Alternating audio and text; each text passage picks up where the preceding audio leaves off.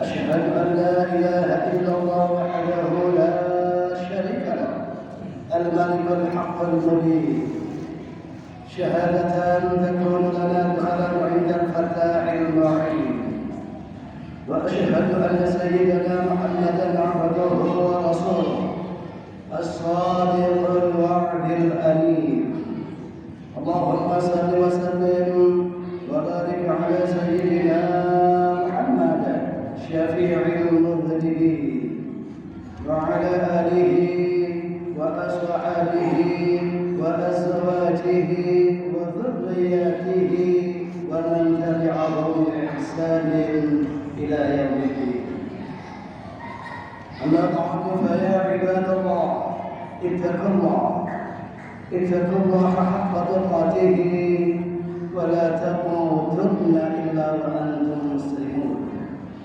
وقال الله تعالى قد أفلح من تزكى وذكر اسم ربه فصلى. Hadirin sidang Jumat yang dirahmati Allah. Betapa besarnya nikmat dan karunia Allah yang diberikan kepada kita sekalian. Di hari yang bahagia ini dengan nikmat dan karunia-Nya, semata-mata kita semua dapat melaksanakan ibadah salat Jumat bersama-sama di Masjid Al-Hidayah. Dan alhamdulillah sampai hari ini, sampai detik ini kita semua masih dalam keadaan sehat walafiat. Masih dalam keadaan segar dan bugar, tenang dan khusyuk dalam naungan cerita Allah Subhanahu wa taala. Mudah-mudahan seluruh rangkaian ibadah kita di hari Jumat ini betul-betul diterima oleh Allah Subhanahu wa taala, sehingga menjadi tambahan daripada amal ibadah kita. Amin ya rabbal alamin. Selanjutnya para jamaah kita bersyukur kepada Allah. Tidak henti-hentinya kita bersyukur kepada Allah.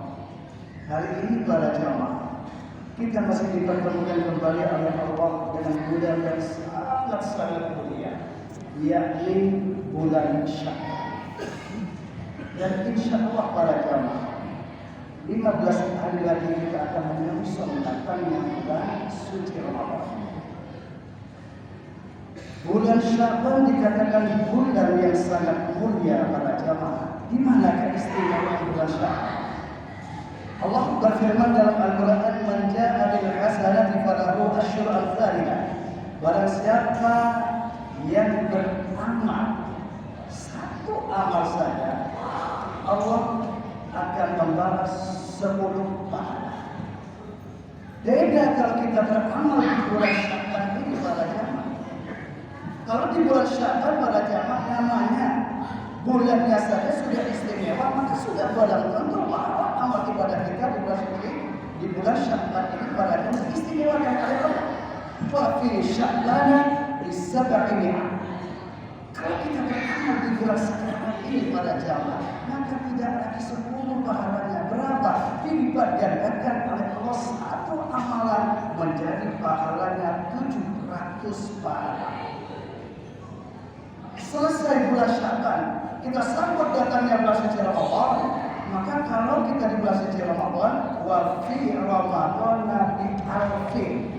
Kalau kita beramal di bulan suci Ramadan, maka pahalanya tidak lagi 10, tidak lagi 700, tapi digandakan oleh Allah menjadi 1000 pahala. Pertanyaannya pada jamaah, apakah kita mau beramal menunggu di bulan suci Ramadan? Sekarang inilah para jamaah waktunya kita untuk meningkatkan seluruh amal ibadah kita. Tidak perlu kita menunggu di bulan suci Ramadan. Kenapa? Karena tidak ada satu pun manusia yang bisa menjamin umur. Sekarang kita melakukan sholat berjamaah, sholat Jumat di Masjid Al-Hidayah. Siapa tahu nanti sore, nanti malam, besok pagi kita dijemput Allah. Yang sangat misterius, saudara. Aina la takunu yudrikumul maut walau kuntum fi burujin musyayyada.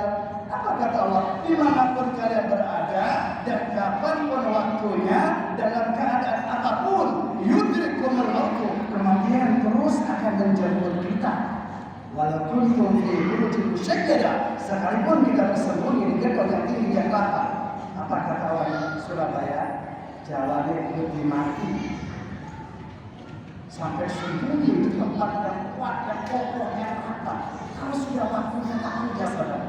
Maka itulah kita bersyukur kepada Allah, kita dikasih nasihat oleh Allah, dikasih umur panjang oleh Allah. Manfaatkan sisa-sisa umur kita untuk ibadah kepada Allah.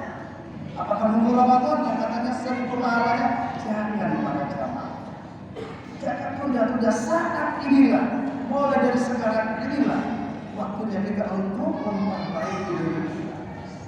Tingkatkan seluruh amal ibadah kita. Mau nunggu bulan Sya'ban di tahun yang akan datang, belum tentu umur kita nyampe para jamaah. Apa yang harus kita lakukan mulai sekarang para jamaah? Rasulullah pernah ditanya oleh sahabat, ya Rasul, ayyul a'mal ahabbu ila Allah ta'ala fil Islam? Rasul, amalan apa yang paling disukai oleh Allah di dalam agama Islam? Maka Rasulullah menjawab, as-salatu li waqtiha. Salat 5 waktu tepat pada waktu itu, amalan yang paling disukai oleh Allah dalam agama Islam. Bahkan salat ini para jamaah, satu-satunya perintah yang didapat oleh Rasulullah di atas langit nomor 7 pada waktu Rasulullah Isra Mi'raj. Sementara perintah-perintah yang lain para jamaah, apakah itu puasa, zakat, haji, semuanya itu perintah didapat oleh Rasulullah di muka bumi. Maka di situ ada disebutkan salat ini merupakan kunci daripada seluruh amal ibadah. Awwalu ma yuhasabu bihi 'abdu yaumil qiyamah min 'amalihi as-shalah. Besok di hari kiamat para jamaah, yang pertama kali dihisab oleh Allah, yang pertama kali ditanya oleh Allah terkait dengan seluruh amal ibadah kita, bukan puasa kita, bukan zakat kita, bukan haji yang setiap tahun kita lakukan, bukan ibadah umrah yang setiap bulan kita lakukan, itu tidak pernah ditanya oleh Allah. Tapi yang paling ditanya oleh Allah terlebih dahulu adalah salat 5 waktu. Fa'in salat sa'il amal. Maka kalau salat 5 waktu kita itu baik pada jamaah, seluruh amal ibadah kita akan itu baik. Tapi sebaliknya para jamaah, fa'in fasadat sa'il amal ini. Kalau sholat ibadah kita, kalau sholat 5 waktu kita tidak baik, jangan mimpi ibadah-ibadah yang lain diterima para jamaah. Tidak akan diterima oleh Allah. Hadis ini diperkuat dengan hadis kursi. Apa kata Allah? Inna Allaha yubarik as-salam. Kata malaikat Jibril, "Hai Muhammad, Allah kirim salam kepadamu lewat aku Muhammad." Apa kata Allah? Inna Allaha la yataqabbalu min tarikis shalah saumahu wa la zakatahu wa la hajjahu wa la amalahu. Muhammad, kata Jibril, Allah kirim salam kepadamu lewat aku Muhammad. Apa kata Allah? Bahwasanya Allah tidak akan menerima puasanya, zakatnya, hajinya, dan seluruh amal ibadahnya orang yang meninggalkan sholat. Itu para jamaah. Jelas. Tak perlu kita membantah-bantahkan ibadah-ibadah yang lain para jamaah. Perbaiki dulu sholat kita. Banyak sekali saudara-saudara kita hanya bisa melakukan ibadah sholat tapi tidak mengerti makna daripada sholat. Kalau mereka mengerti makna daripada sholat, Allahu Akbar, hidup ini nikmat saudara. Hidup ini nikmat. Maka kesempatan ini para jamaah, kami ingin menyampaikan atau kita membedah terkait dengan masalah apa makna daripada gerakan-gerakan sholat. Dalam sholat itu para jamaah banyak sekali gerakan-gerakannya. Yang pertama, gerakan pada sholat adalah gerakan takbiratul ihram. Dengan mengangkat kedua tangan kita sambil mengucapkan kalimat Allahu Akbar. Jelas maknanya Allah Maha Besar. Maka makna dari takbiratul ihram ini para jamaah mempunyai makna sebagai pengakuan kita akan keberadaan Allah. Kita akui bahwasanya Allah itu ada. Kita akui bahwasanya Allah itu Maha Besar. Allah segala-galanya. Berarti kalau kita mengakui bahwasanya Allah segala-galanya, manusia kecil sekali para jamaah. La haula wala quwwata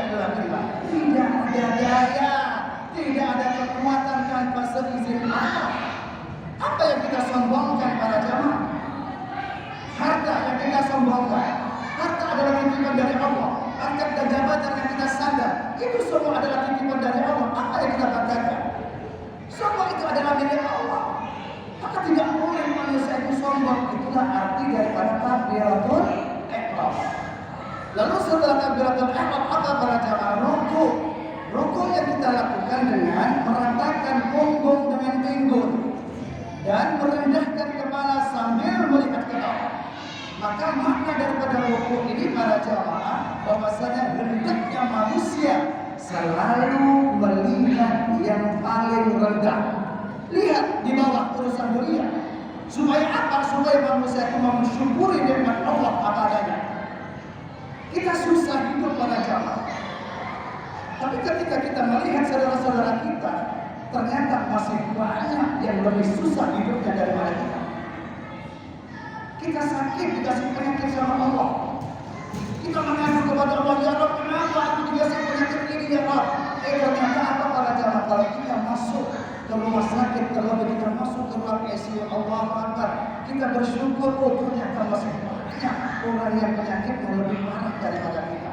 Itu tujuan kita rukuk para jamaah. Lihat yang di bawah urusan dunia. Hal ini para jamaah bukan berarti kita umat Islam tidak boleh menjadi orang sukses atau orang kaya. Justru akan menganjurkan semangat kita kerja para jamaah. Supaya apa? Supaya hidup kita makmur. Tapi jangan lupa akhiratnya. Jangan lupa akhiratnya. Dapatkan itu semua dunia, tapi jangan sampai kita lupa dengan akhiratnya. Apa kata Rasulullah? Ish ma syita fa innaka mayyitun. Hiduplah sepuas-puasmu. Tapi ingat kalian semua itu akan mati. Wahdud ma syita fa innaka mufariqun anhu. Cintailah semua apa yang kalian cintai. Tapi ingat semua apa yang kalian cintai itu mufariqun anhu, akan berpisah denganmu. Tidak ada yang abadi.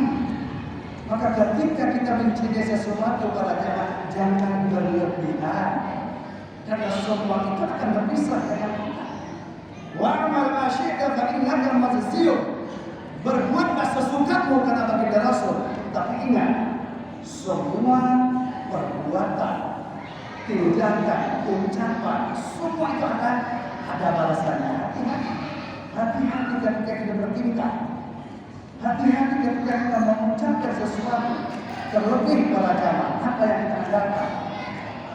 Terlebih dengan orang-orang yang posisinya di bawah kita para jamaah. Jangan mudah meremehkan orang lain para jamaah. Jatuh derajat kita para jamaah. Jatuh derajat kita.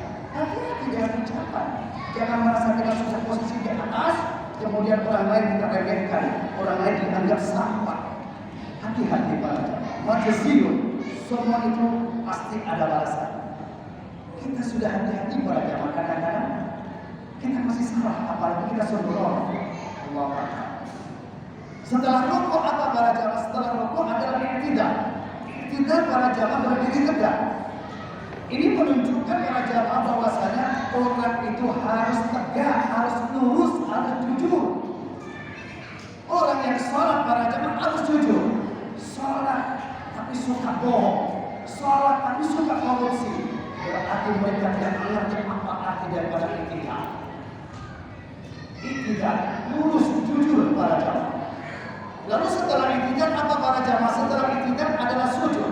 Maka sujud yang pertama ini para jamaah mempunyai makna bahwasanya manusia harus mengingat asal kejadiannya. Apa asal kejadian kita para jamaah? Ingat kakek kita Nabi Muhammad diciptakan dari apa? Allah. Beliau diciptakan dari tanah liat para jamaah. Manusia semua di hadapan Allah sama. Manusia lahir semuanya